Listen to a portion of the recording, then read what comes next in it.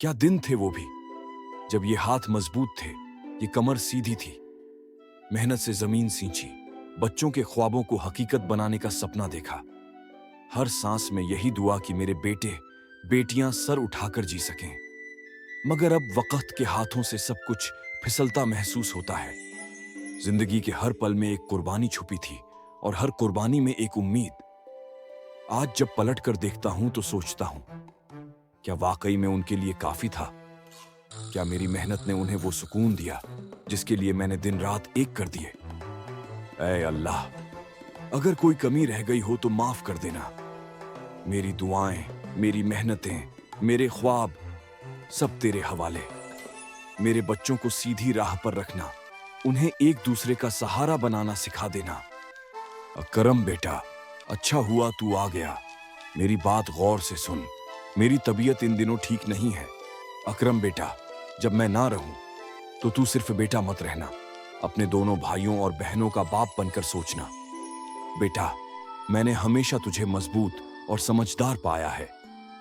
मुझे तुझ पर भरोसा है कि तू उनका ख्याल रखेगा, उनकी इज्जत करेगा और उनके हक पर कभी आंच नहीं आने देगा। मेरे बाद अगर कोई उनके लिए साया बन सकता है तो वो तू है अकरम। मेरा यकीन मत तोड़ना, उनके लिए वही बनना जो मैं तेरे लिए था।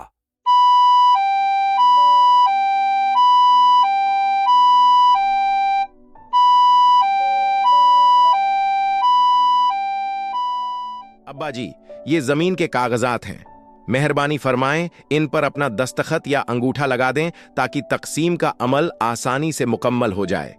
मैंने तमाम तफसीलात गौर से पढ़ ली हैं, सब कुछ दुरुस्त है। आप बिल्कुल बेफिक्र रहें, बाकी तमाम मामलात मैं संभाल लूंगा। इंशा अल्लाह सब कुछ खैरियत से अंजाम पाएगा। उस वक्त अकरम अपने वालिद के साथ अकेला था और उसने जमीन के कागजात पर दस्तखत ले लिए। कुछ देर बाद उसकी बहनें और बाकी रिश्तेदार भी अस्पताल पहुंच गए। तब अकरम ने सबसे पहले वालिद की वसीयत निकालकर पढ़नी और सबको सुनाना शुरू किया।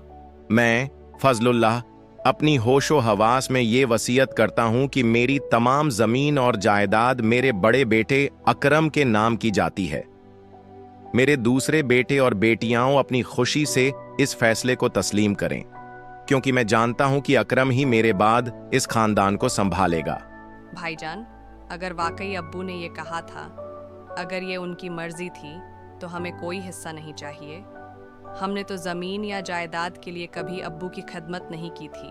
हमने तो सिर्फ उनकी दुआ, उनकी मोहब्बत और उनकी मुस्कान के लिए सब कुछ किया था। अगर अब्बू ने आप पर एतमाद किया है तो ये हमारी खुशनसीबी है कि उनकी सारी अमानत आपके पास है। हमें सिर्फ इतना चाहिए भाई कि आप हमारे बड़े बनकर हमारे सिर पर वही साया बने रहें जो अब्बू थे।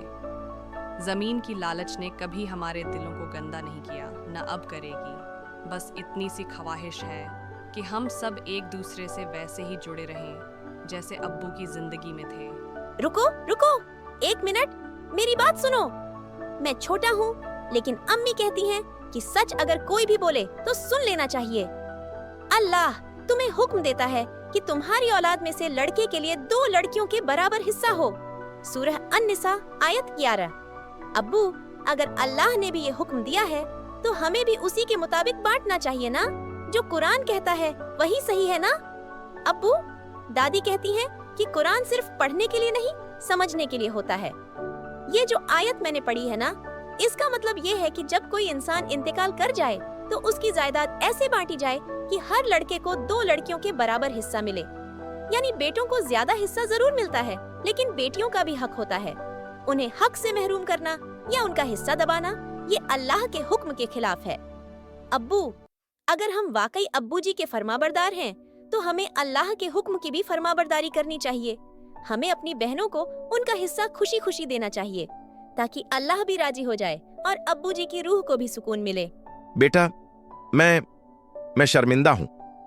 मैंने तुम सब का हक मारा, अपने फायदे के लिए अपनी खुदगर्जी में अंधा हो गया था। जब कागजात पर दस्तखत कराए उस वक्त दिल में लालच था और अब दिल में सिर्फ शर्मिंदगी है। मैं जानता हूं कि मैं तुम सबकी नजरों में गिर चुका हूं, लेकिन अगर हो सके, अगर तुम्हारे दिल में जरा भी मेरे लिए रहम बाकी हो, तो बस दुआ कर देना कि अल्लाह मुझे माफ कर दे। तुम सबकी आंखों में जो मायूसी देखी, वही मेरी जिंदगी की सबसे बड़ी सजा है। मैंने अपनी लालच में वो रिश्ते खो दिए जो दुनिया की हर दौलत से ज्यादा कीमती थे।